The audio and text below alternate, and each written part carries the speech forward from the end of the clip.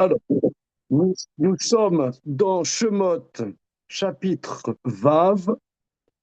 Par contre, une seconde.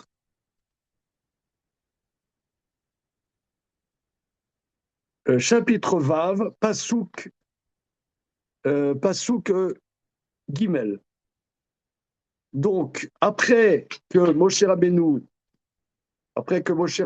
ait dit Lama Areota Lamazé, pourquoi tu as fait du mal à ce peuple-là? Alors Hachem se révèle à Moshe de manière dure, et lui dit Va era el Avram el Yitzhak vel Yaakov bekel shaka yoshemi Hachem lo nodati lahem. Je me suis révélé à Avram, à Yitzhak et à Yaakov, bekel shakai, on a expliqué la dernière fois, et mon nom Hachem, je ne leur ai pas fait connaître. Lo nodati lahem. Voilà. Alors, verset Dalet, Ignacio, verset Dalet, s'il te plaît. Je cherche encore. Tu peux montrer, hein, Ignacio, s'il te plaît. Au début de Vaera. Voilà. Verset, voilà.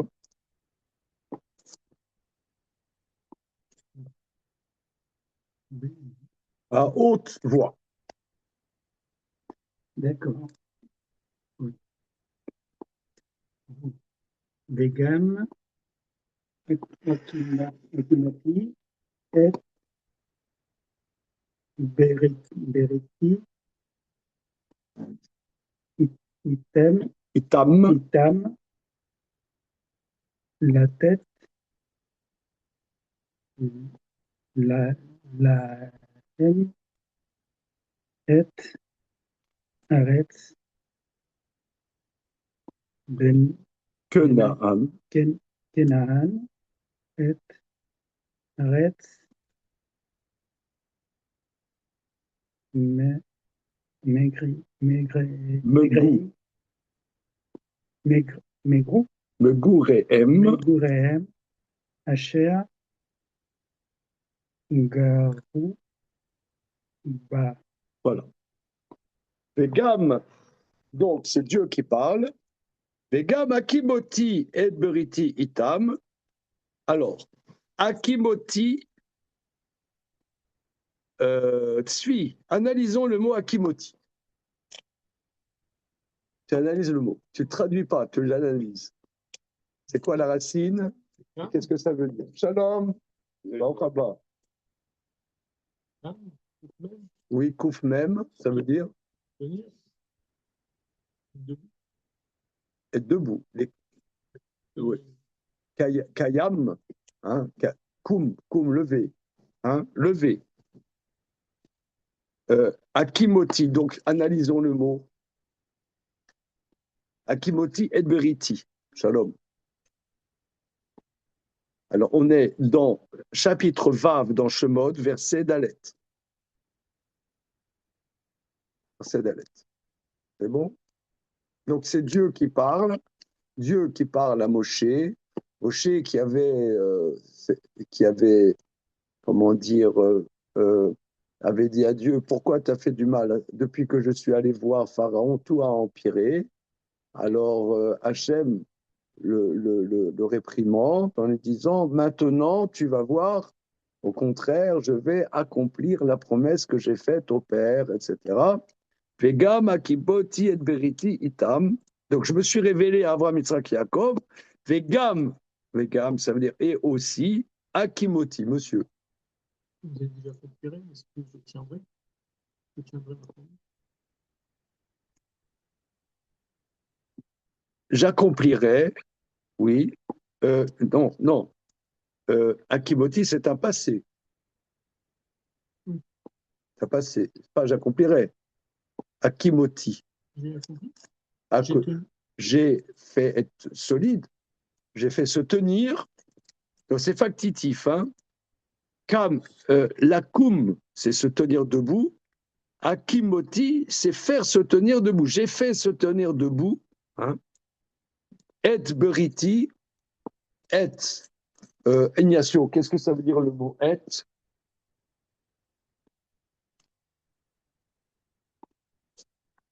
c'est le signe du complément d'objet direct. Hein. J'ai établi, donc j'ai fait se tenir, et beriti, c'est mon alliance. Berit. Berit, c'est l'alliance. Berit, c'est l'alliance. Vous pouvez remarquer que Berit, il y a les deux premières lettres de Bereshit. Alors, Bereshit, hein, Berit et Bereshit, c'est lié. Le premier mot de la Torah, c'est, comme chacun sait, Bereshit. Hein, ça, c'est bon. Jusque-là, tout va bien. Bereshit. Les deux premières lettres de la Torah, c'est Bet et Resh. Oui, Bet et Resh, qui veut dire bar. Et bar, en araméen, ça veut dire à l'extérieur. Par exemple, il y a l'expression araméenne qu'on dit barminan. Vous connaissez cette expression? J'ai entendu. Un barminan, tu connais cette expression? Que ça ne nous arrive pas. Loin de nous. Bar, ça veut dire extérieur. Parce que la création, c'est une extériorisation. La création, c'est une extériorisation de l'infini de Dieu.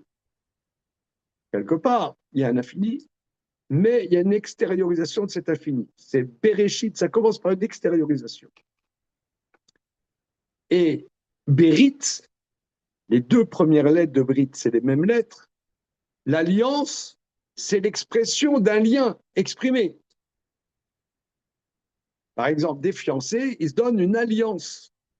Donc, ils expriment leur lien par quelque chose d'exprimé. Berit, c'est un lien exprimé, c'est une alliance. C'est une expression d'un lien. Veriti. Donc, j'ai établi mon alliance. Donc, Dieu dit, j'ai établi mon alliance itam. C'est quoi itam? Tzvi. Oui, tu peux analyser le mot. Et, et au pluriel. Être avec eux. Hein, être. Alors, on va décliner. Hein, d'accord. Par exemple, monsieur va aller en Israël dans 3 semaines, je ne sais pas. Alors, une phrase en hébreu moderne, qu'est-ce qui t'arrive? Comment on dit, qu'est-ce qui t'arrive en ivrite?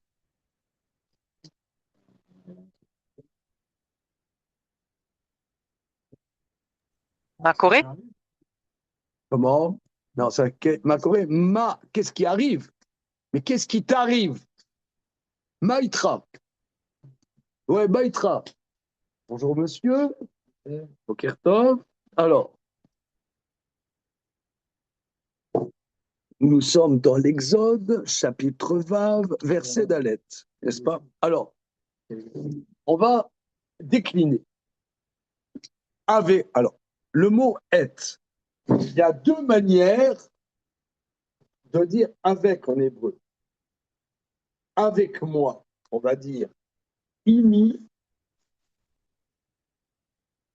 ou bien iti. Quelle est la différence entre im, qui veut dire avec, et et, qui veut dire avec? Tu as déjà réfléchi à ça? Ça s'appelle un cours d'hébreu biblique, à la mode de chez nous. Hein. Imi, c'est plus ensemble. Comment? Imi, c'est quand on est ensemble. On a mangé ensemble, on est à la même table tous les deux. Iti, c'est avec, pas forcément à côté présentiel, non? Je sais pas. Parce qu'on va se poser la question. Regardez ici. Alors, les personnes en Zoom, elles peuvent jouer hein, avec. Hein. Ariane et Cathy, vous pouvez jouer là à mon quiz. Je reprends. Gamma Kimoti et Beriti. Et, c'est le signe de le complément de l'objet direct. Ensuite, et Beriti, itam. Et, ça veut dire aussi avec. Alors, il y a, par exemple, iti, c'est avec moi, itra, c'est avec toi, ito, c'est avec lui, itanu, avec nous, itrem, avec vous, itam, c'est ce que nous voyons ici, itam, d'accord? Itam, c'est ce que nous voyons ici dans ce passouk avec eux. Maintenant, quelle est la différence, Shalom? Quelle est la différence avec imi ou iti? Pourquoi le verset ne dit-il pas Gam ati akimoti et beriti imam, la tête la M, et c'est itam, la nuance.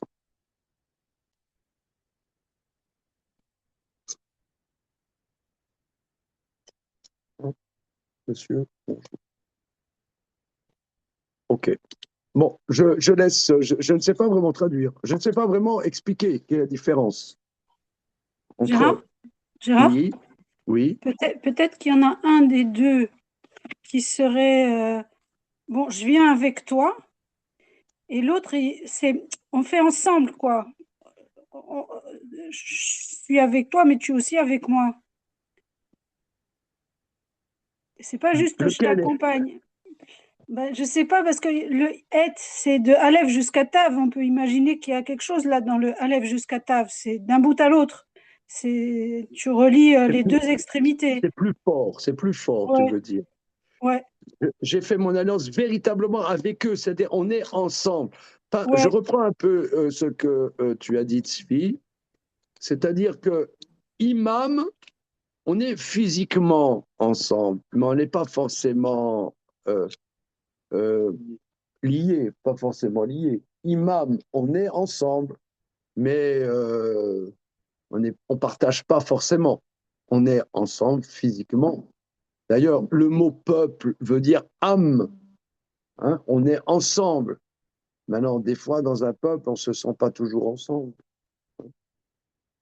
Donc, il y a une communauté, mais pas forcément une proximité. C'est une communauté, pas forcément proximité. Pour revenir à ce que votre ami disait, c'est vrai que si c'est de Aleph au Tav où il y a une complétion tout ensemble, Aïn au même, on s'arrête au milieu. Comment? Aïn au même, le même, c'est au milieu de la famille. Non, c'est même, le même au milieu. Oui, alors? Non, dans Im, on s'arrête, il y a une. On Ah, s'arrête à mi-chemin. im. On va vers Im. l'autre, non. Il y a le même qui arrête, tu veux dire. Ok, c'est une idée. Okay. Une plus grande proximité. J'ai établi, donc il y en a, vous voyez? oui. Oui, Itam, vous voyez, j'ai établi mon alliance avec eux. La tête, la M. Donc là, c'est c'est quoi c'est l'infinitif. C'est le verbe qui veut dire quoi? La tête. Comment? Donner. Mais donner, je donne, comme on dit en hébreu, je donne. Shalom. Shalom. Shalom. Ah oui, ça, ce soir, c'est canal historique, là. Hein. Ah, alors. Eh bien. Je donne.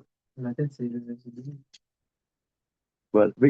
La tête, la haine. J'ai établi mon alliance avec eux pour leur donner. Alors, je donne, on dit noten. Et l'infinitif, c'est la tête. Vous avouerez que c'est quand même loin, n'est-ce pas? Hein? Noten, ami, noten, je donne. L'infinitif, c'est la tête. Et c'est fort quand même. Hein?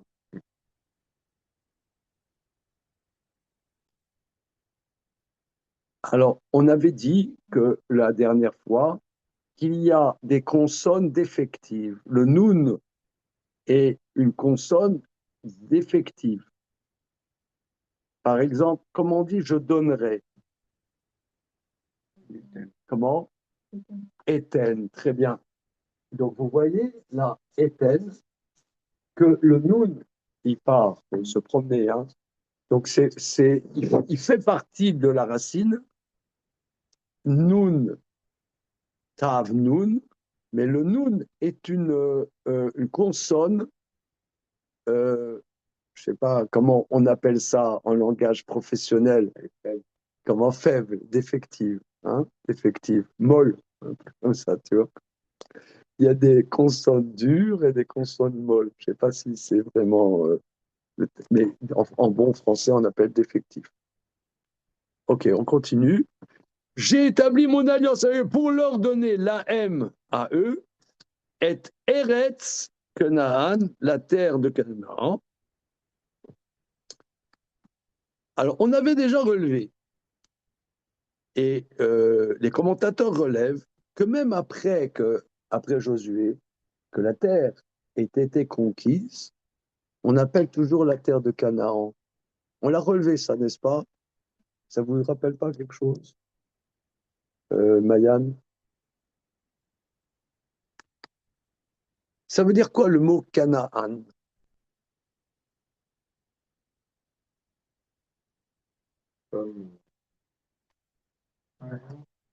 Comment? Le mot Canaan. Autant c'est un prénom. Oui, évidemment, c'est un petit-fils de Noé ou un arrière-petit-fils de Noé. Comment? On connaît ça avec un kouf. Où est-ce qu'on voit ce Ça mot? veut pas dire contraindre. Knia? Non, c'est pas le même mot? Knia, c'est soumettre, hein. Oui. C'est plutôt soumettre. Canaan, la terre de soumission. Canaan, la terre de soumission. Voilà, c'est se soumettre. Kaf nun ayin, ça veut dire se soumettre. Kaf nun ayin. Il n'a pas été maudit, Canaan? Il a été maudit. Maintenant, pourquoi la terre d'Israël est appelée, même après la conquête par les enfants d'Israël, elle s'appelle toujours la terre de Canaan? J'ai vu cette remarque faite dans plusieurs livres, même les kabbalistes relèvent ça. Pourquoi ça s'appelle toujours la terre de Canaan? Et les Canéas, ça veut dire être soumis, être plié. Pourquoi?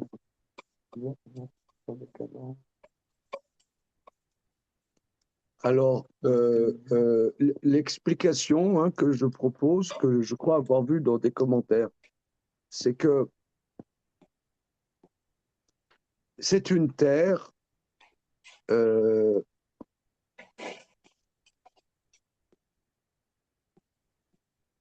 qui a une énergie très particulière.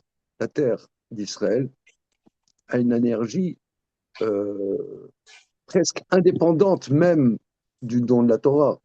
C'est une énergie très particulière. Tellement, j'ai l'habitude de référer à, d'ailleurs, Shabbat dernier, on en a parlé avec les invités qui étaient chez nous. Non, c'était à Shavuot. À Shavuot, il y a un paléontologue qui s'appelle Emmanuel Anati qui a prouvé que les premiers lieux de culte chez les hommes préhistoriques, c'est en Eretz Israël. C'est-à-dire, c'est une terre qui a une telle force énergétique que tu ne tiens pas si tu ne te soumets pas à quelque chose. Alors, les Cananéens se soumettaient aux forces impures pour pouvoir tenir le choc. Mais si tu vas en Eretz Israël, d'ailleurs, j'ai entendu qu'il y avait plus cette année de gens qui sont partis d'Israël que de gens qui ont fait le rallye en Israël. C'est-à-dire que c'est une terre, quand on va voir dans Parashat Shlar Lecha, quand on dit cette terre qui mange ses habitants, il y a une telle énergie que tu perds pied dans cette terre-là. Alors, soit tu prends sur toi le joug de Dieu, complètement, soit tu pètes un câble. C'est un bienvenue. On va y aller. On va y aller, bienvenue, mais d'ailleurs, le prophète Yecheskel dit que c'est une terre qui n'a pas été purifiée. Eretz lo metuara. Eretz lo metuara. Mais j'essaie d'expliquer le terme Canaan. Je n'essaie pas de faire de la propagande dans un sens ou dans l'autre. Hein. J'essaie d'expliquer. On passe un texte. Hein. On en a plein. On en a plein. Alors, merci beaucoup, c'est gentil. Voilà. Il y en a plein, plein, plein. On est là avec trop de commentaires. Non, c'est pas grave, c'est pas grave. Vous avez-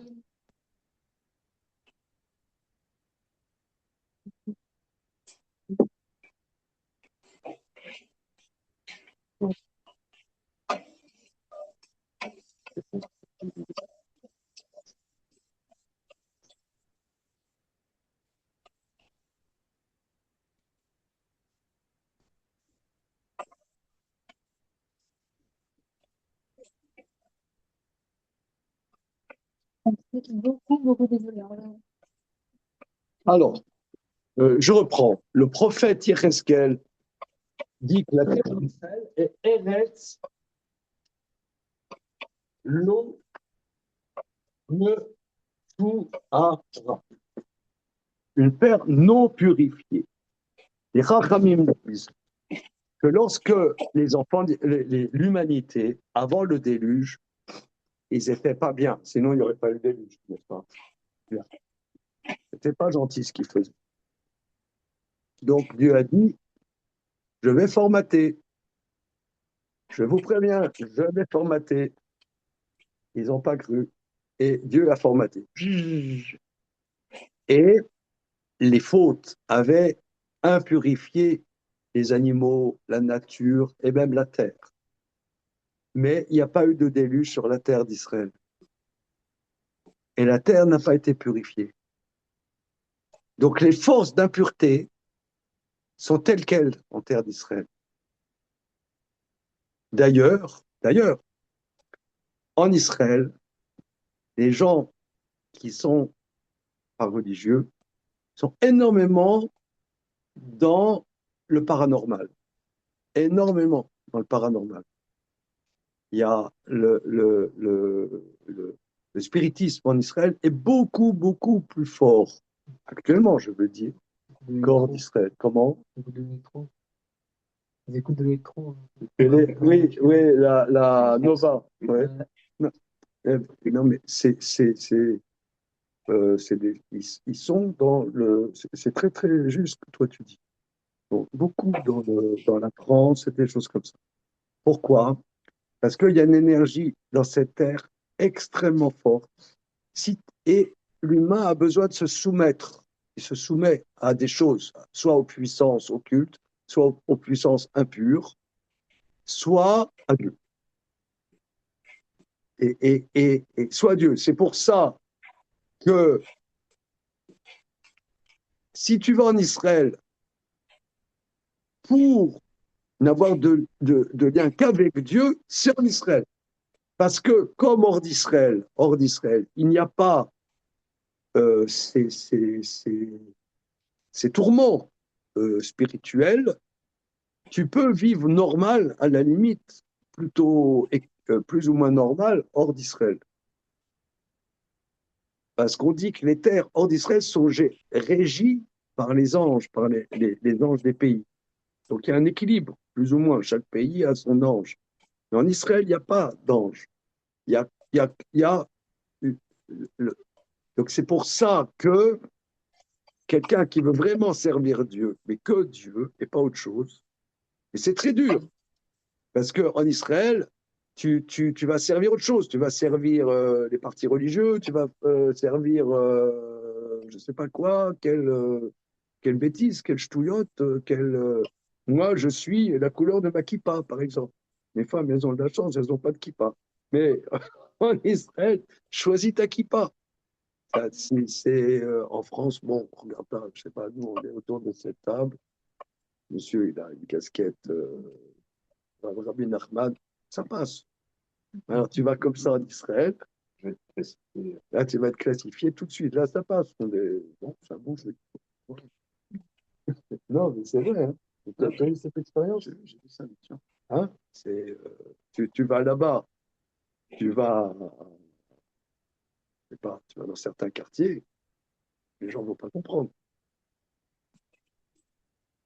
Nous, on ne cherche même pas à comprendre, ça va, il n'y a pas de problème. Alors, donc, Canaan, c'est une terre, la terre de la soumission. Tu te soumets. Je vous donne un exemple. Il y a X années, bon, toujours, je me pose la question, est-ce que je vais habiter en Israël ou non? Bon, petite digression, hein. Mais c'est pour rendre compte du mot Canaan, hein.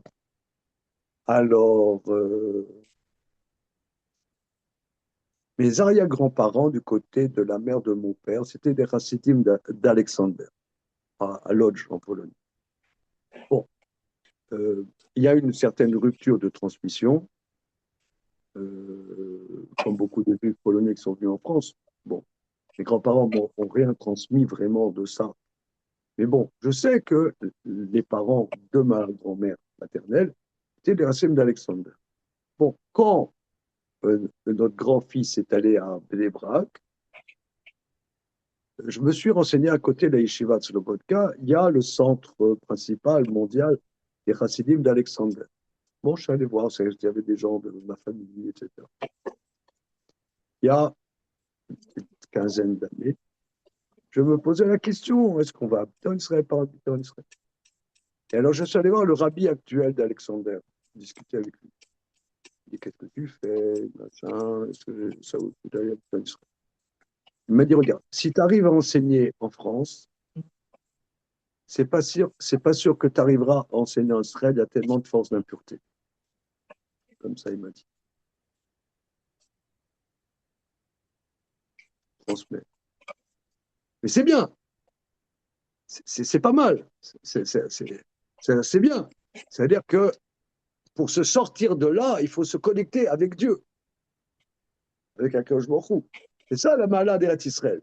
Soit tu es connecté aux forces d'impureté, soit tu es connecté avec Dieu direct. Mais il faut bouger. Il faut bouger. Il ne faut pas rester tranquillos, pépère. C'est un, un enjeu spirituel. Il y a, voilà. Tout ça pour rendre compte du mot Canaan. Hein? Ce n'est pas une digression. Ça a l'air d'être une digression, mais ce n'est pas une digression. C'est bon? On continue? Alors, pour rendre compte, la terre de Canaan est Eretz Begurem. Donc, je reprends le verset d'Alep. J'ai établi mon alliance avec eux, dit Dieu, pour leur donner la terre de Canaan, et Eretz Begurem Asher Garouba. Est-ce que vous pouvez me traduire la terre Megurem Asher Garouba?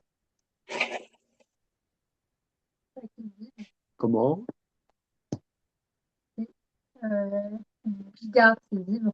Il y a une répétition avec Asher Garou, c'est quand même tout, c'est gare, c'est vivre. C'est ça qu'on veut dire. Oui, comment vous dites Garou? Gare, c'est vivre. C'est vivre. Ah bon? Habiter. Oui. C'est habiter, oui. Lagour, vous dites c'est habiter. Maintenant, il y a plusieurs mots en hébreu pour dire habiter. Pourquoi quelqu'un de converti on appelle guerre? À l'étranger. Alors, il habite, c'est le même mot. Peut-être parce qu'il vient de s'installer, je sais pas. Il était ailleurs, il vivait ailleurs, et maintenant il habite dans un nouveau pays.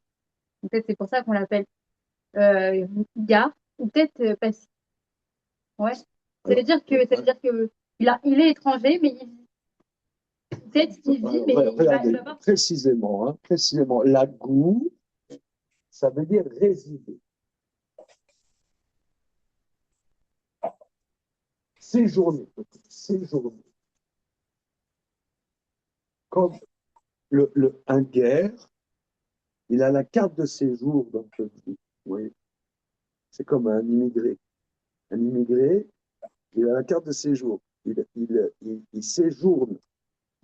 Il y a le citoyen, ça se dit Ezra. Ezra. C'est important. Oui, on voit Ezra. Hein.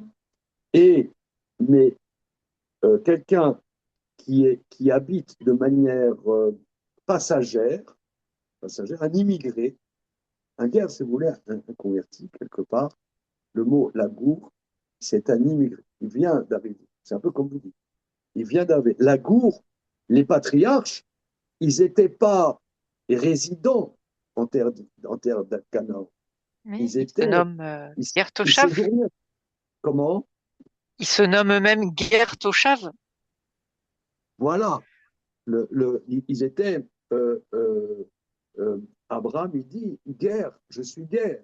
Je suis un- je suis pas un résident, je séjourne ici. Et on dit d'ailleurs dans l'Agada de Pessah qu'ils sont descendus en Égypte, la Gour, pour, pour habiter quelque temps. Ils ne savaient pas ça durait 210 ans. Ils croyaient que ça allait durer le temps de la famille et puis c'est tout. Et donc ils étaient quelque temps. Donc les patriarches, j'établis mon alliance avec eux pour leur donner la terre de Canaan dans laquelle ils n'étaient que séjour, ils ne faisaient que la terre de leur séjour dans lequel ils séjournaient. Mais ils n'étaient pas résidents vraiment dans la terre, vous voyez. C'est ça la traduction. Donc je leur ai promis de leur donner la terre, que cette terre qu'ils rêvaient de posséder, mais ils ne la possédaient pas, parce qu'ils étaient que permis de séjour. Mais un converti, il ne fait pas simplement qu'il séjourne, il devient un juif. Oui, alors c'est vrai. Alors, c'est vrai. Alors,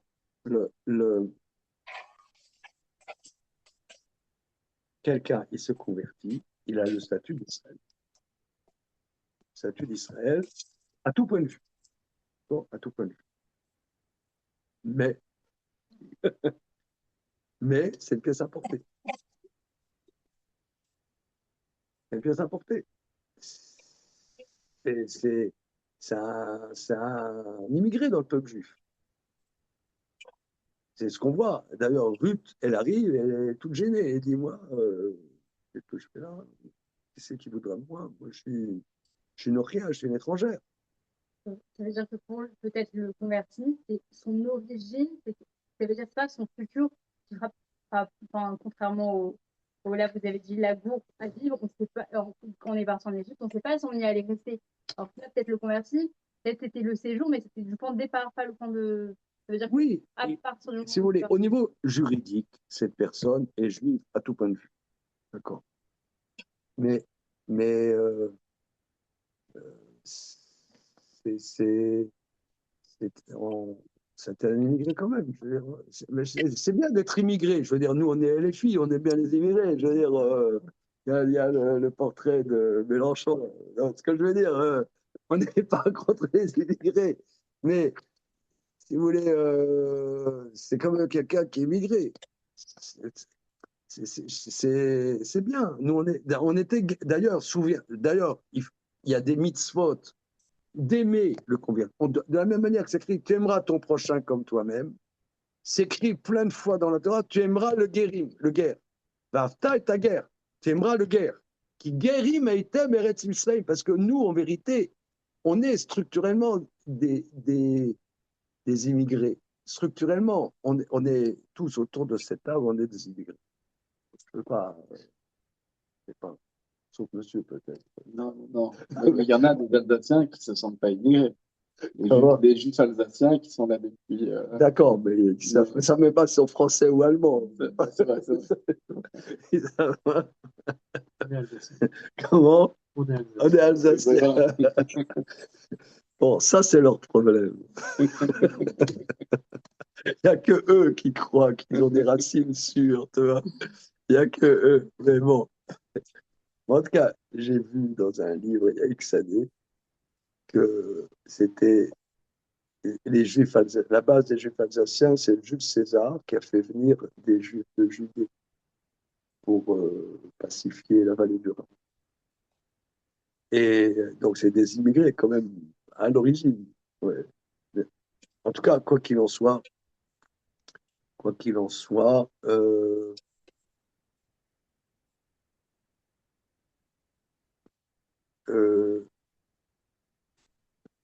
par exemple, un guerre ou une guillorette, convertie, un Cohen n'a pas le droit d'épouser une convertie. Comment? Mais c'est, enfin, de toute façon, un Cohen ne peut même pas épouser une Israël. Comment? Ah, si. Un Cohen? Non, Évidemment. en fait, dans ma tête, c'est qu'on a un Israël, il n'a pas les mêmes droits Si vous voulez, le converti, ça peut être l'arrière-grand-mère du roi David. Ok, c'est extraordinaire, c'est formidable, c'est extraordinaire. Mais, mais d'un autre côté, c'est quelqu'un qui débarque dans le peuple juif. C'est très très bien. Cette personne, peut-être, elle a un plus grand mérite qu'un juif de souche. On va applaudir. C'est l'histoire de Ruth. On lit Ruth à Shavuot. Et d'un autre côté, c'est quelqu'un qui vient d'arriver. Allez, c'est très bien. Mais si vous voulez, chaque chose a le mot guerre veut dire c'est quelqu'un qui vient d'arriver. Et pourquoi un Israël n'a pas les mêmes droits qu'un Cohen? Pourquoi un Israël, il n'a pas les mêmes droits qu'un Cohen? Regardez, c'est un cours d'hébreu biblique. Ok, on recentre, on recentre. Vous posez des bonnes questions, très très bonnes questions. Mais on va pas. C'est vrai qu'ici, on est dans la bibliothèque, il y a plein de livres, bon, Hachem, mais on recentre, d'accord? Je veux seulement expliquer maintenant, je pense que le mot guerre restera bien dans votre tête parce qu'on a bien défini qu'est-ce que ça veut dire. Ça veut dire séjourner. La différence de résider. Je peux faire une petite remarque. Moi, j'ai habité en Israël et pour moi, la gour, c'est habiter. Et pour moi, c'est habiter dans le sens de résider. Et je viens de me rendre compte qu'en hébreu, pour dire habiter, c'est-à-dire habiter pas longtemps. C'est-à-dire séjourner, quoi. C'est-à-dire c'est dans la mentalité même de se dire qu'on habite un endroit, mais on s'enracine pas, quoi. C'est comme ça que je le ressens. C'est intéressant parce que ta remarque, Jérôme, est très intéressante. C'est-à-dire que l'hébreu biblique et l'hébreu courant moderne ne se recoupent pas tout le temps. Hein? Bien. Donc la terre de leur séjour dans lequel ils ont séjourné. Verset et Nathanaël, notre sympathique candidat. Donc c'est Dieu qui parle, Vegam. וגם אני שמעתי את נאקת בני ישראל, אשר מצרים מעבידים אותם, ואזכור את בריתי. Traduction simultanée. וגם, et aussi, אני שמעתי, j'ai entendu את נאקת, la plainte Très bien. de Béné Israël, Béné Israël, pardon, des Béné Israël, Oui. Asher Mitzrayim, bonsoir, que les Égyptiens, non, que l'Égypte, Oui. Maravidim Otam, ont asservi. Alors, analyse le mot, parce que là, c'est très intéressant. Maravidim.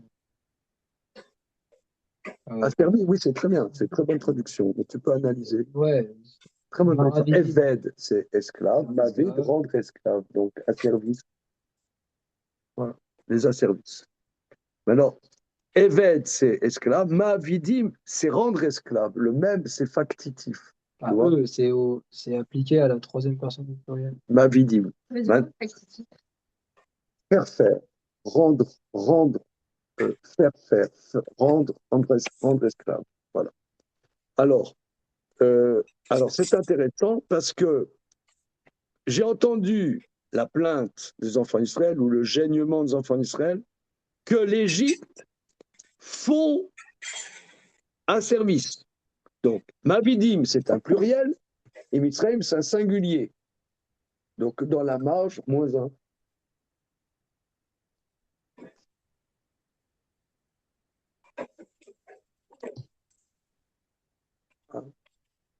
Est-ce que c'est singulier, Mitzrayim? Mitzrayim, c'est l'Égypte. Ouais. Oh, mais Mitzrayim, c'est un singulier. Donc, c'est quoi le pluriel? Pendant Mitzrayim, les Égyptiens. Mais c'est vrai que l'Égypte les font, les asservices. C'est une faute d'orthographe. Regarde. Non, regarde, c'est ce que je dis. Ça n'a pas été relu. Non, mais Ils n'ont pas fait. Ils n'ont pas fait un travail éditorial. Ils n'ont pas relu. un pays pluriel, comme on dit des Émirats Arabes Unis. Non. Il y a des pays qui sont pluriels. Les États-Unis, c'est pluriel. Les Émirats Arabes Unis, c'est pluriel. Mitzrayim, Mitzrayim qui se finit par im, on peut se dire que c'est pluriel. Mais comme le ciel, Shamaïm, on a l'impression que c'est pluriel. Alors, oui. C'est Mitzrayim. Alors, qu'est-ce que vous en pensez? Est-ce que le mot... Onkelos traduit les Égyptiens. Ah. Ouais.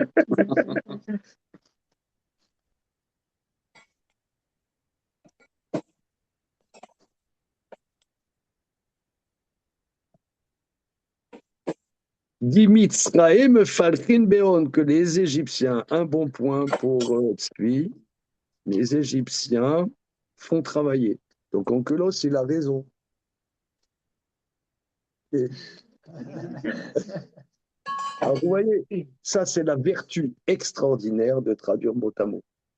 On voit on se pose des questions. On se pose des questions. C'est extraordinaire quand même. C'est extraordinaire que, tu vois, c'est des versets, tu penses c'est simple. Tu traduis mot à mot, tu te grattes la tête. Alors, vous posez la question. Est-ce que le mot Mitzrayim est un singulier ou un pluriel? C'est un singulier. Quelle est votre preuve? Parce que je sais pas, on parle tout le temps Mitzrayim, c'est l'Égypte. Oui, mais une preuve textuelle que Mitzrayim, c'est un singulier. Pourtant, il y a la forme plurielle de la fin. Laissez-nous trouver. Comment? Laissez-nous trouver, on l'a trouvé. Ouais, dans le Google interne, Ça, c'est Mitzrayim. le chat GPT intérieur. Là, par exemple, c'est typique. Vous demandez à chat GPT, A priori, il n'y a pas chat de... GPT, est-ce que le mot Mitzrayim est un singulier ou un pluriel? Schlack! Pourquoi il y a Ça, la c'est voyelle? une question typique que je demande à chat GPT. Il y a la Pas voyelle maintenant, sur parce le- qu'on est ensemble. Mais... Ah, il y a la voyelle là sur le yud. Quand c'est un pluriel, il n'y a pas ça. Alors, regardez, on voit dans Parachat Béchalar, les enfants d'Israël voient l'Égypte, Rodef Acharehem, l'Égypte courir après eux. Donc, on voit que c'est un singulier. De toute façon, un pays, c'est au singulier, c'est normal. Non, mais vous pouvez dire que c'est un pays bizarre, comme dit monsieur. On voit les États-Unis, c'est un pluriel. Les États arabes unis, c'est un pluriel. Peut-être que Mitzrayim, puisque ça se termine par Yud même, ça serait un pluriel, ça pourrait être. Or, on voit.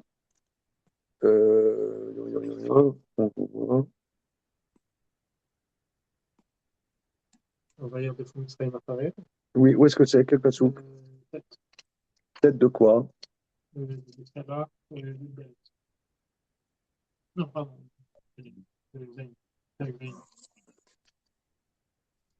Non, non, quel plus de la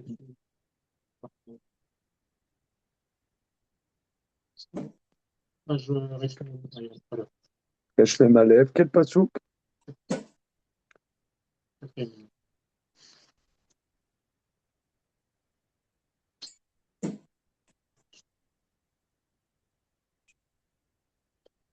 Je vois pas. Le passou que chez moi? Premier bazouk de chez nous. Ouais. Premier bazouk. Ou à droite. On n'a pas la même. Bazak Hashem et lève.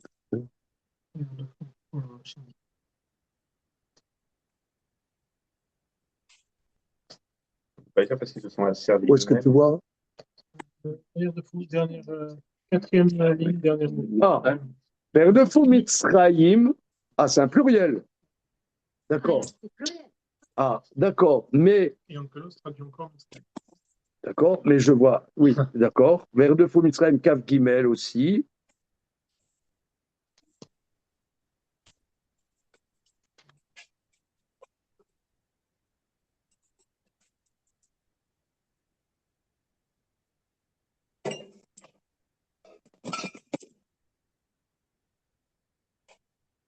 Et Yado Mitzrayim. Alors, c'est toujours un pluriel, tu dis. Voilà.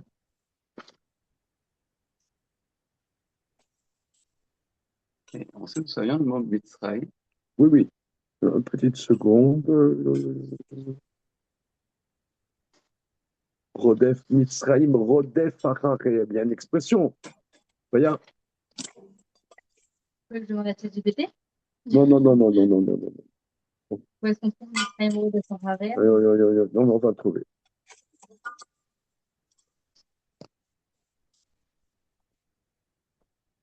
Veuillez répondre.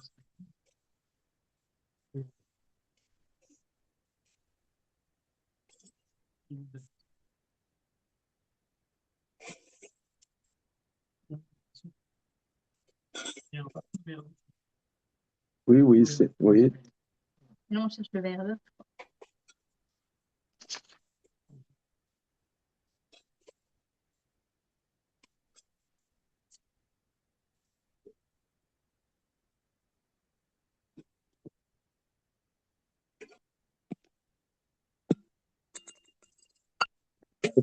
Regardez dans la.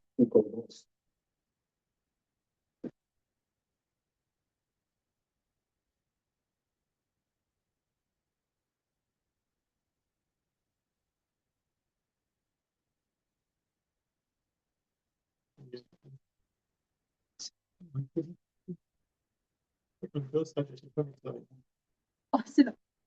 Elle a trouvé le nom. Je sais pas.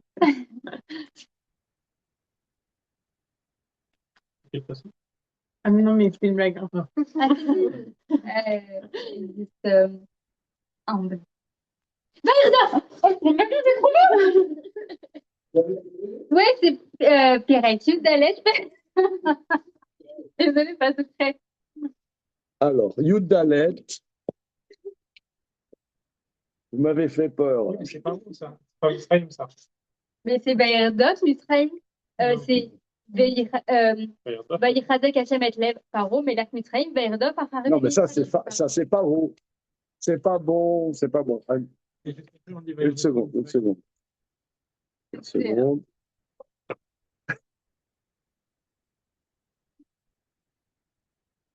On va traiter. J'ai pas trouvé, mais par contre, Ah voilà, alors, Rodef, une seconde. ça,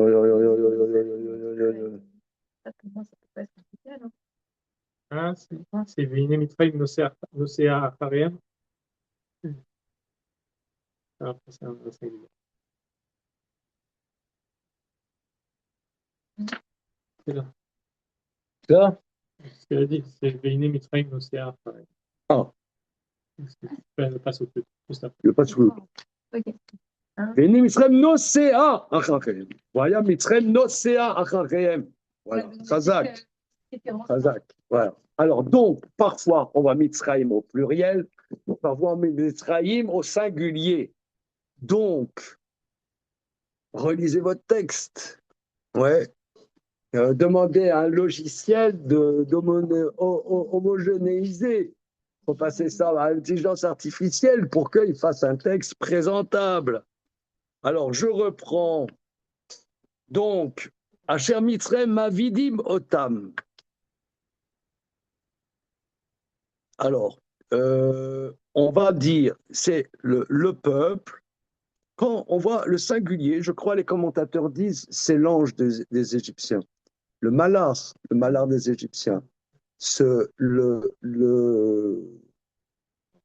Voilà. Mais quand on voit l'Égypte qui a servi, qui a service, c'est-à-dire que tout le pays a servi, la population a servi. Ils sont tous, comment dire, solidaires dans l'asservissement. D'ailleurs, c'est ce qu'on voit dans la plaie des premiers-nés. On voit que même les servantes, les esclaves égyptiennes, perdaient leur premier-né. Rachi explique, mais c'était aussi des esclaves égyptiennes. Rachi explique, rapport des paroles des Chachamim, que les esclaves égyptiens et égyptiennes, ils étaient contents que les enfants d'Israël, ils en bavent. Donc, il y a toute l'Égypte, même les esclaves égyptiens, ils étaient d'accord de les asservir. Donc là, c'est l'Égypte dans son ensemble à service. Tout le monde a servi les enfants d'Israël dans son ensemble. Si on avait dit les Égyptiens les asservissent, on aurait pu dire certains Égyptiens. Mais là, l'Égypte entière a service. On dit qu'ils étaient assimilés à l'Égypte comme les Égyptiens. C'est-à-dire que les Juifs sont compris dans l'Égypte.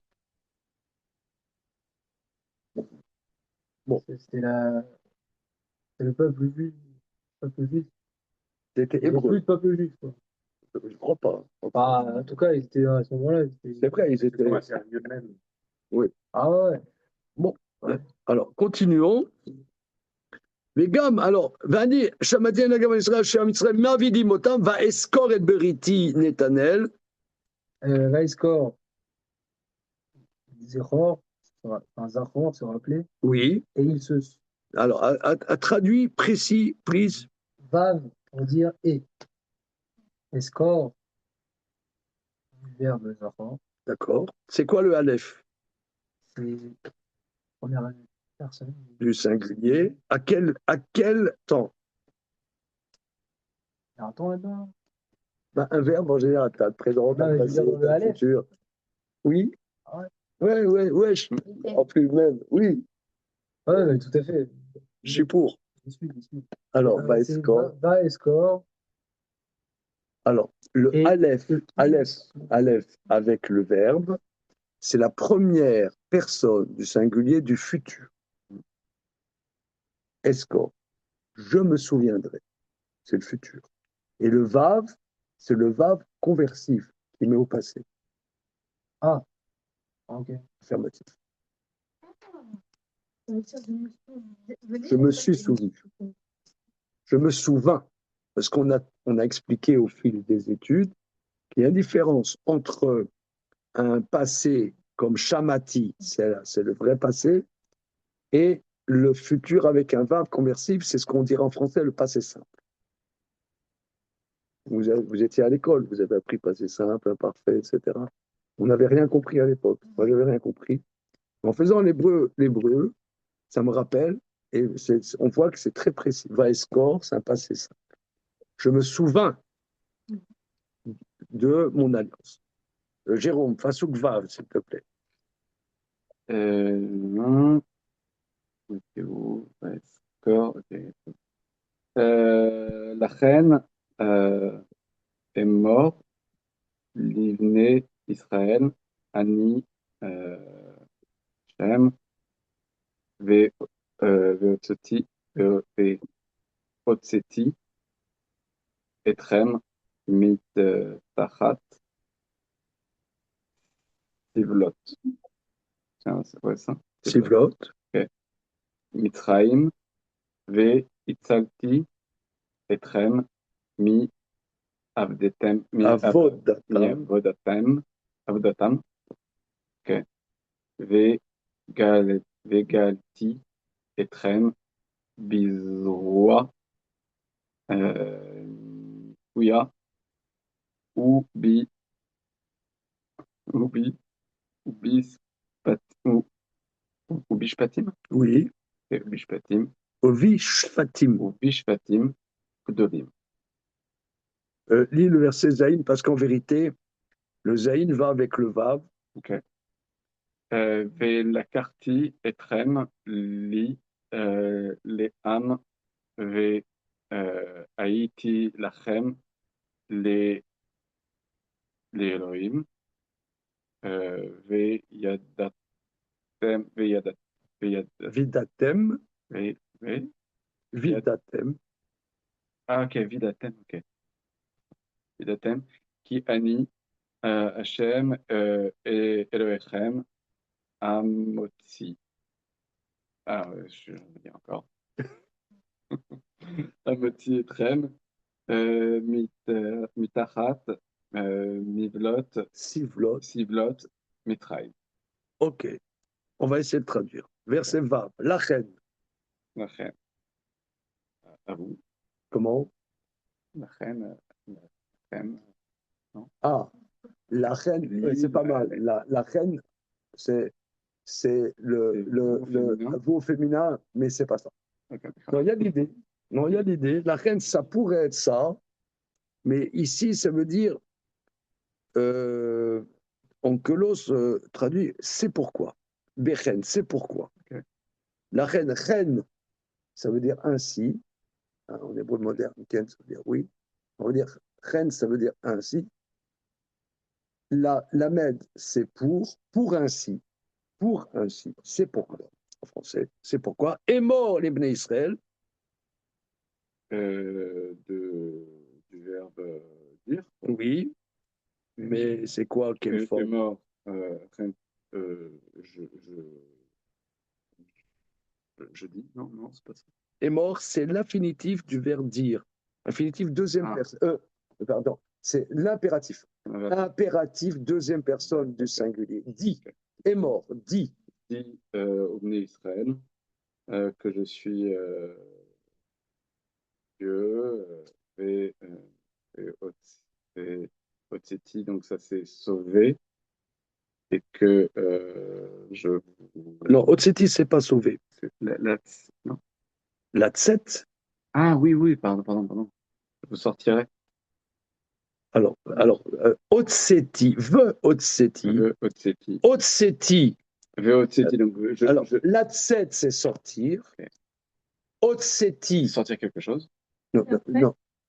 Bien Non. précis. Il y en a, Du passé, genre, du passé, genre, c'est passé, passé. c'est passé, factitif, n'est-ce pas? Otseti.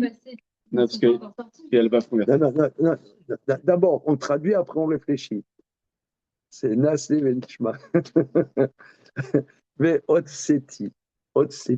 Latset, c'est sortir. Donc, Ani Yotse. Otseti, j'ai fait sortir. Et le Vav, c'est le Vav conversif. Je ferai sortir. Donc, c'est un peu compliqué parce qu'il faut savoir quand est-ce que c'est un vrai passé, quand est-ce que c'est un futur, quand est-ce que c'est un Vav conversif. Non, Comment? ça peut arriver que, disons qu'il y a un verbe, il y a écrit Véotéti, et là, c'est du passé, et je les ai fait sortir. Ou non, forcément, dès qu'il y a un verbe suivi d'un verbe au passé, c'est forcément Un futur. passif. Donc Non, c'est selon le contexte. Selon le contexte. Ici, indubitablement, d'ailleurs, vous l'avez remarqué, puisqu'ils ne sont encore pas sortis. Donc, ça peut pas être, ça doit être un passé, ça peut être un futur, ça doit être un futur. Mais le problème, c'est que c'est un passé. Donc, c'est obligé de dire que c'est un futur, avec le verbe conversif, n'est-ce pas? Alors, c'est pourquoi, dit l'enfant d'Israël, je suis l'Éternel. Rachid explique, je suis l'Éternel, c'est-à-dire, ce que je vous dis, c'est sérieux. Il y a un tampon. Je suis l'Éternel. Ce que je vous dis, c'est promis. Ça va s'appliquer. Mais ça, regardez, c'est très important parce que il y a une différence entre le mot Elohim, je mets avec un coup, hein, Elohim et Hachem Yotke Vavke. Elohim, on appelle ça, c'est le Dieu de la nature. La nature, c'est Elohim. D'ailleurs, on dit que Ateva et Elohim, c'est la même valeur numérique. La nature et Elohim, c'est la même valeur numérique. Yutke Vavke, c'est Dieu qui agit dans l'histoire humaine. Donc, ça veut dire que quand Dieu, je promets, ça veut dire que cette promesse va se concrétiser. Ça, c'est une des bases du peuple juif. C'est que nous transmettons les promesses de Dieu. En vérité, ce que je comprends de ce que vous dites, la Torah Hachem, c'est que c'est une promesse, mais en vérité, alors si Yud Kevavke, c'est le nom de Hachem qui agit sur l'histoire humaine, c'est même pas des promesses, c'est un fait. C'est un fait. C'est ça ce qu'il Lui, dit. il promet pas. Oui, c'est-à-dire Ani Hachem. Rachid dit Ani Hachem. Ça veut dire c'est in the pocket. Ah, c'est fait quoi. C'est bon. Voilà. Et d'ailleurs, c'était l'épreuve incommensurable d'Abraham. Quand Dieu lui a dit prends ton fils et va le sacrifier, parce que Dieu avait dit à Abraham, je donnerai la terre, cette terre-là, à ta descendance. Or, la descendance d'Abraham, c'était Yitzhak. Donc, si Dieu lui dit, je vais zapper Yitzhak, c'est une profanation du nom, puisque Dieu avait promis. Donc c'était la tête à l'envers. C'était incommensurable l'épreuve d'Abraham. Puisque les gens au Moyen-Orient savaient que Dieu avait promis à Abraham. Abraham, c'était une grande personnalité. Savait que Dieu avait promis à sa descendance. Et toc, Dieu lui dit, va sacrifier ton fils. Alors, où va être la promesse de Dieu? Comment va se... Donc, ça veut dire ce Dieu-là, il raconte des son lettres. Et Abraham, qui malgré tout était prêt à le faire, on ne peut pas comprendre. On ne peut pas comprendre. On ne peut pas comprendre. C'est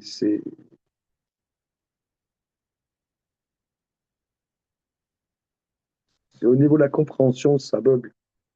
C'est autre chose que la compréhension. C'est ça le mérite d'Abraham. Et là, que dis-je, Ani Hachem, c'est-à-dire, c'est que c'est ça, Yud Kevavke, je concrétise ce que je dis. Alors, Ani Hachem, Veotseti, donc, Otseti, j'ai fait sortir, avec le verbe, je ferai sortir. Vous ferez sortir. Etrem, je vous ferai sortir. Mitachat sivlot Mitzrayim. Tachat. Tachat.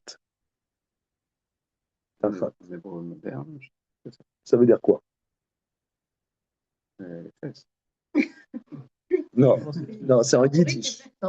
C'est en Bon, yiddish. si on est hébreux moderne qui a pris des yiddish. Oui, non, parce que monsieur Je a vous ferai raison. sortir des. Alors, non, Je sais pas comment- À un moment, je vois au cas où. Je vois la signification que. alors, regardez, il faut que vous sachiez que l'hébreu a été créé, l'hébreu moderne a été créé par des gens qui venaient d'Europe de l'Est.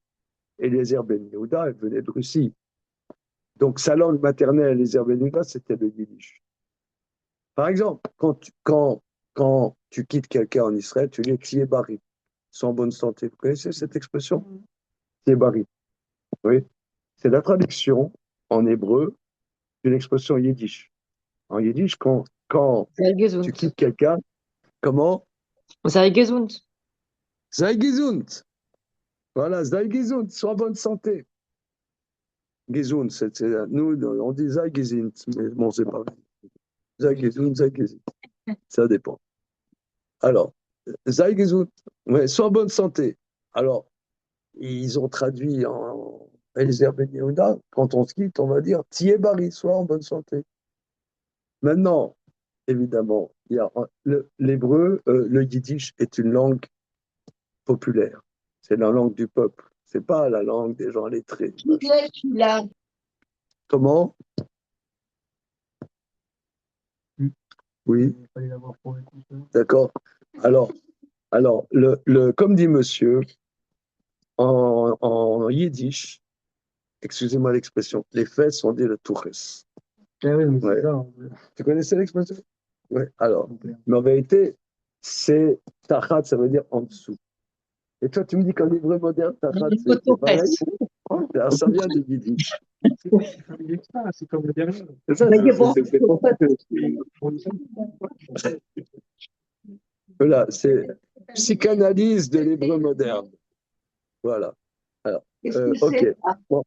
Ce étant, recentrons. Tachat, ça veut dire en dessous. C'est Hein, quoi ça ça? veut dire en dessous.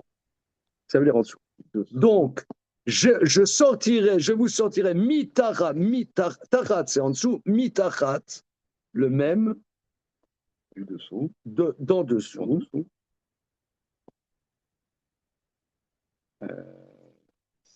Sivlat, c'est belle. Merde.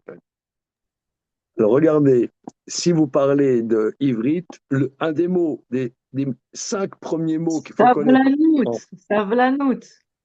Savlanout, voilà. La patience. Sivlot, c'est les Savlanout. Vous épreuves. connaissez le mot Savlanout? C'est la patience, d'accord? Savlanout. Alors, je vous sortirai de sous Sivlot, ça veut dire de ce qu'on subit, Lisbol, c'est subir. Subir. Mais, Comment on dit C'est built-in Lisbol. des fardeaux, voilà. Des fardeaux. Insupportable en hébreu. C'est Insupportable. built-in Voilà, Lisbol. c'est ça. De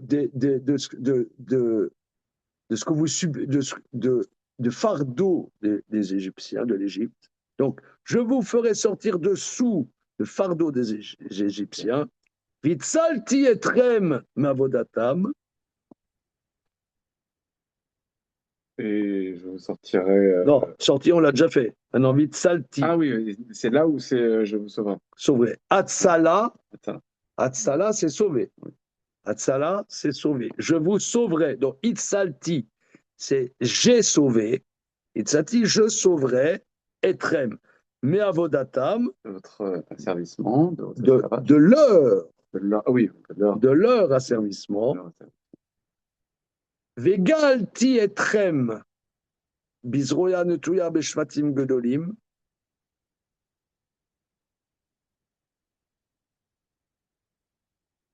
La Géoula. Géoula. C'est quoi la Géoula? C'est sauvé. Itzalti, c'est secouru. Comment? Itzalti, c'est plus secouru. Itzalti, c'est sauvé. C'est libéré. Libéré. Libéré. Je vous libérerai. Je vous sauverai de leur esclavage et je vous libérerai. Je vous sauverai. Donc, ils travaillaient. Maintenant, le travail s'arrête. Mais maintenant, il faut les faire sortir. C'est la Géoula. Géoula, c'est la libération. Je vous libérerai. Bizroa Netouya. Zroa. Un bras étendu, ça me paraît étendu. Un bras étendu. Analysons le mot Zroa. Zera, une semence. Comment? Zera, une semence. Très bien. Très, très bien. Là, je suis désolé. Il n'y a plus de bonbons. Allez, je suis là. Ah là là. Ouais, alors. Comment? Non, mais on ne peut plus travailler. Il faut pour Shabbat qu'on se fournisse des bonbons. C'est très important. Alors, Zeroa, c'est le bras. D'accord? Et Zera, c'est la semence. La descendance. Oui, et par extension, la descendance. Alors, quel est le lien entre le bras et la graine? Le bras, il plante. Comment? Le bras, il plante et il s'étend. En fait, le bras, il s'étend. Comme la graine, elle est petite, tac, elle germe. Très bien. Alors, très très bien. Ici, on est dans un point d'hébreu très intéressant, extrêmement intéressant, que Rav Shimshon Raphaël Hirsch relève. Que le bras, c'est l'extension. Ouais, extension. La graine, c'est aussi l'extension. C'est-à-dire que tu as quelque chose, tu as par exemple une fleur, et tu as la graine qui va étendre le chemin de l'extension de cette fleur ou de cet arbre. Par ses graines, ça va s'étendre. Il dit aussi, le soleil qui luit, ça se dit Zoréa. Le soleil, Zoréa. Alors, il prouve de là, Zoréa, c'est quoi? C'est les rayons qui se déploient. Quand il y a le matin, on dit le soleil, Zoréa. Il y a les rayons qui se répandent. La preuve que Zoréa, c'est les rayons qui se répandent, le levant, on l'a vu hier. Pas de bonbons. Non. On n'a plus de bonbons. Ah, mais c'est très Si vous bien. voulez, il y a des gâteaux au frigo. Est-ce qu'on aurait pu dire plus simplement que le paysan, il sème avec sa main, avec son bras? Au départ, les graines, on les semait avec le bras. C'est vrai. C'est vrai. Mais on voit la racine, Zayn. Alors, ce que veut dire Hirsch, je reprends ce que tu dis, Cathy. Ce que dit Hirsch, c'est qu'on voit souvent dans les racines hébraïques, on sait que les racines hébraïques, la plupart du temps, ont 3 lettres. Mais dans les 3 lettres, tu as 2 lettres principales et ensuite des nuances. Par exemple, Zayin Resh, c'est la base. Aïn, c'est la graine, c'est le bras, etc. Zayin Resh. Het, c'est des gutturales. Ces gutturales, ça va nuancer la notion d'étang, d'extension. Alors, au niveau plus simple, Cathy, qui est en Zoom, en l'occurrence mon épouse, elle dit que quand tu sèmes, tu sèmes avec le bras. Voilà, c'est un aspect simple. C'est un aspect simple. Ok, C'est une extension, quoi. l'extension, c'est vrai. Et les graines, c'est aussi une extension. Les graines, c'est l'extension. Hein. Donc, voilà. Est-ce que Zar, ça veut pas dire étranger? Zar, c'est étranger, Zar. mais c'est pas la même racine. Mais ce qu'on avait dit, Oui, mais c'est bien parce que l'étranger, Zar, c'est étranger. Hirsch dit Zar, la racine, c'est Zaïn, Resh, et c'est pas guttural. c'est exclure quelque part. Zaro, c'est exclure. Le hey, c'est pas guttural, ça rentre pas dans. C'est pas guttural. Bon, il faut creuser. Alors, donc, je vous libérerai, Bizrouan Touya, avec un bras fort. Alors, c'est quoi avec le bras fort? C'est que Dieu, il a un bras fort. C'est quoi ça? Imagine, parce que Hachem, il n'a pas de main. Oui, ah bon, vous êtes sûr? Ouais, alors, on va. C'est-à-dire que un bras fort, c'est-à-dire que avec une insistance, parce que les Égyptiens ne voudront pas libérer les enfants d'Israël, et comme on l'a dit des fois précédentes, les enfants d'Israël eux-mêmes ne voudront pas être libérés. Donc la notion un bras fort, c'est-à-dire c'est une insistance, avec une grande insistance. Ou beshfatim gedolim, Des miracles, non? C'est pas ça? traduisons, Ouais. Shfatim. Des signes, non? Comment? Des signes, des produits. Les mots faits. Le chef. Pas du tout. Pas le chef. C'est pas le chef. C'est un juge.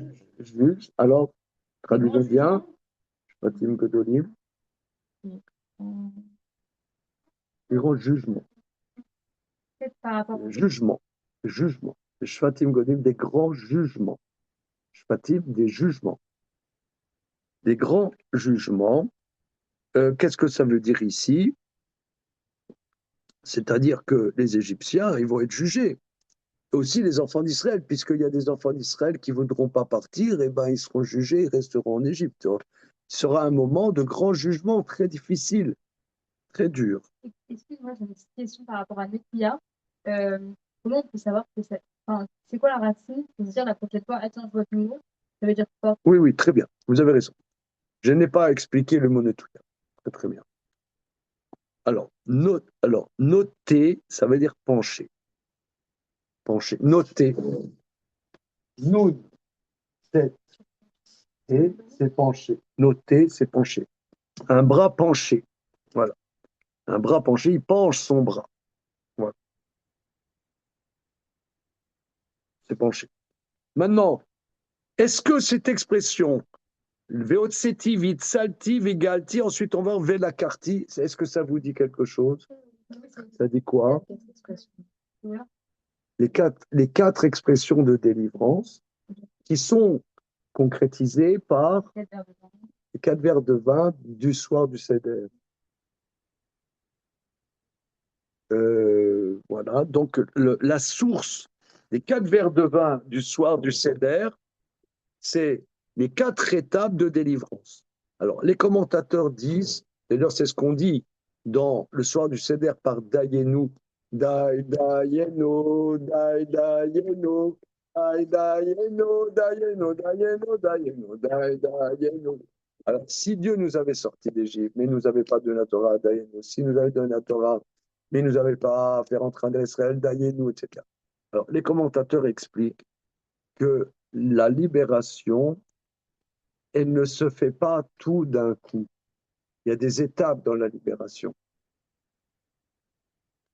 D'ailleurs, dans notre existence, on peut constater que d'abord on est un enfant, ensuite on est un adolescent, ensuite à 45 ans on sort de l'adolescence. Je blague. Mais à un moment, qu'est-ce que t'en penses? C'est pas loin.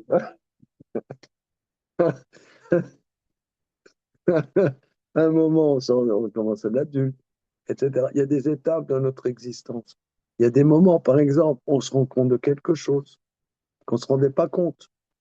On progresse, bon, Hachem, Dieu nous donne la vie. C'est pas simplement pour manger,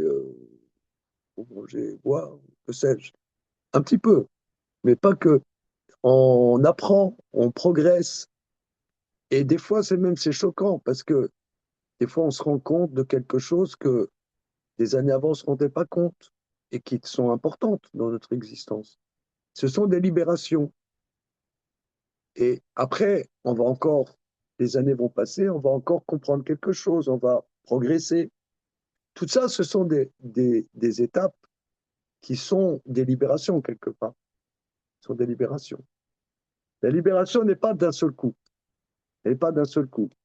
Et chaque étape, en vérité, est extraordinaire et miraculeuse.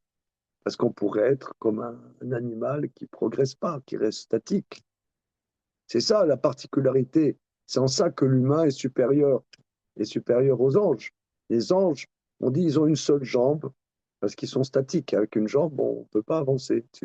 Avec une jambe, tu peux pas. Mais avec deux jambes, on peut avancer.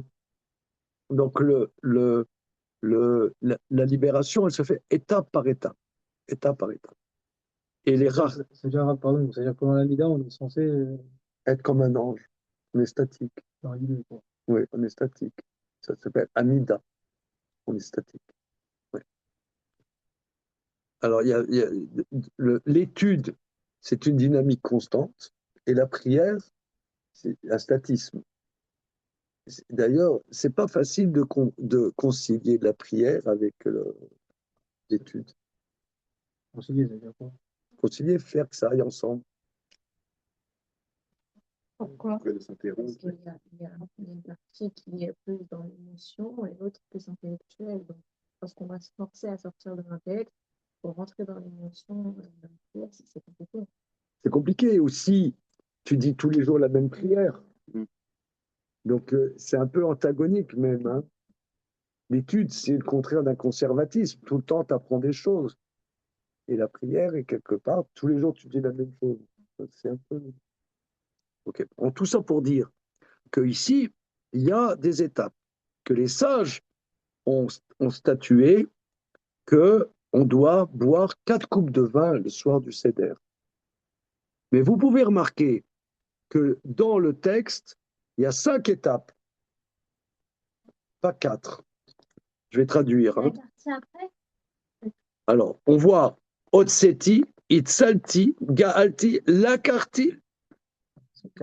C'est 4. Et ensuite, le verset Ret, Eveti etrem el haaretz asher nasati et yadi latet ota l'Avram Yitzhak Yaakov.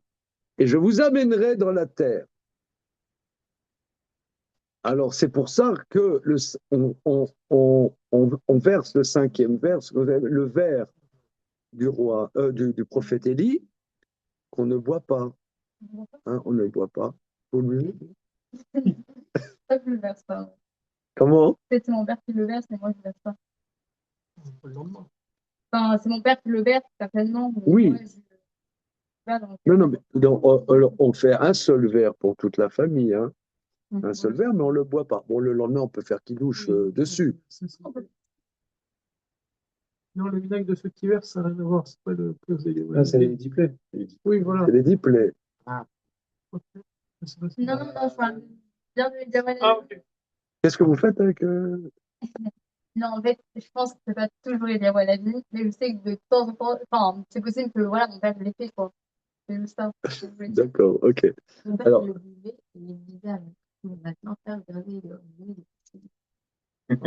Bon, d'accord. C'est une thérapie de groupe. Là, je sens, là. Ouais. Ok. Alors, au niveau comme les sages ont institué, on verse un verre, le 5e verre, le soir on le boit. On appelle le verre d'Eliyahu Hanavi, mais en vérité, il représente, indépendamment d'Eliyahu Hanavi, il représente la 5e, je vous amènerai dans la terre. Parce que la Géoula Shlema n'est encore pas arrivée. Donc quand il y aura la Géoula Shlema, on boira le 5e verre. J'ai jamais vu, moi, dans ma Haggadah, le 5e verre. Comment? Il n'y a pas de 5e Tu verre. ne connais pas le 5e verre? Dans ma Haggadah, J'avais demandé, c'est toute religion confondue, ça? Moi, je sais, bon, pour moi, tout est exactement. À Grenoble, comment on fait à Grenoble? Ah, à Grenoble, ah voilà. Voilà, ça c'est, comment dire, un laboratoire indépendant, impartial, nous dit qu'à Grenoble, il verse le 5e verre. Voilà. Alors, d'abord, important, est-ce qu'on est obligé de boire les verres avec du vin ou ça va aussi du jus de raisin? C'est une là, je crois. Le vin. Chaque fois que mes frères me disaient, il prend un peu de vin. C'est une là. Et c'est pas une année là. Non, selon ce qu'on préfère. Comment? Selon ce qu'on préfère. Alors, c'est une question importante. Hein. C'est une question importante.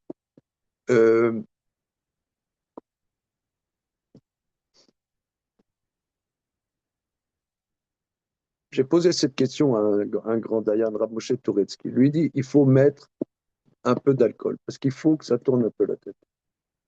Maintenant, si quelqu'un a comment dire, ne supporte pas l'alcool d'un point de vue santé, alors ça, jusqu'où pour une institution rabbinique, on doit mettre sa santé en jeu, ça c'est a priori non. Voilà. Donc on peut prendre du jus de raisin si quelqu'un ne supporte pas l'alcool.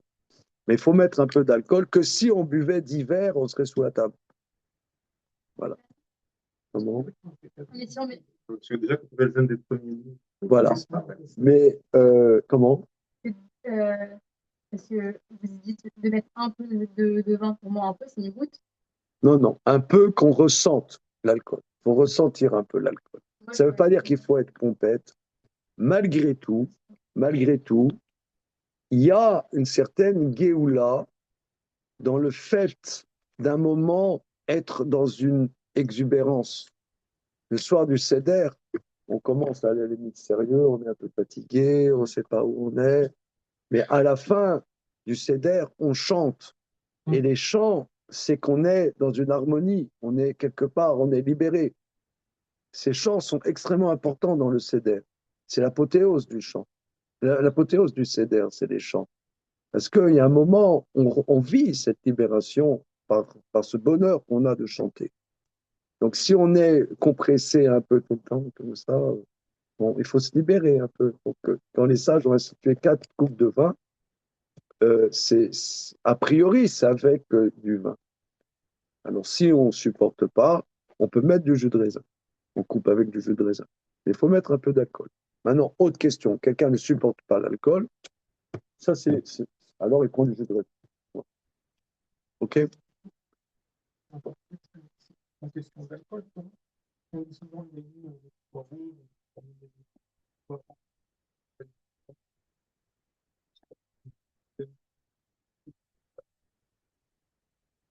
Oui. ça n'a rien à voir, en fait, c'est juste une question d'alcool. C'est bien ce que vous faites. Maintenant, la base, on peut prendre aussi du vin blanc. Hein. C'est du vin. C'est du vin. Non, mais il y a des symboles. Comment? J'ai déjà fait, des verres du Seder avec du Moscato. Oui, certes. Certes, absolument. Alors, OK. On va terminer notre séance. Le verset Zayin, Velakarti etrem lileam, je vous prendrai, vous, pour être comme peuple, pour être pour moi comme peuple, Vaiti lachem l'Elokim, et je serai pour vous comme Dieu. Donc là, ça c'est le don de la Torah au Sinaï, où on sort de l'esclavage, on sort de l'empreinte de l'Égypte, et maintenant, je vous amène à moi pour être un peuple, et je serai pour vous comme Dieu, Vidatem ki ani Hashem Elokechem, et vous saurez que je suis l'Éternel votre Dieu, Amotzi Etrem Mitachat Sivlot Mitzraim, qui vous a fait sortir de sous les labeurs d'Égypte. Et ensuite, Veti Etrem Elaretz, donc vous recevez la Torah, mais où est-ce que la Torah véritablement va se concrétiser? C'est dans la terre de Canaan, dans la terre que j'ai promise à vos pères. Donc regardez, on s'arrête là pour le moment. Bezrat Hashem, la semaine prochaine, on continue. C'est bien? Super. Shabbat shalom. Shabbat shalom. Shabbat shalom. Shabbat shalom.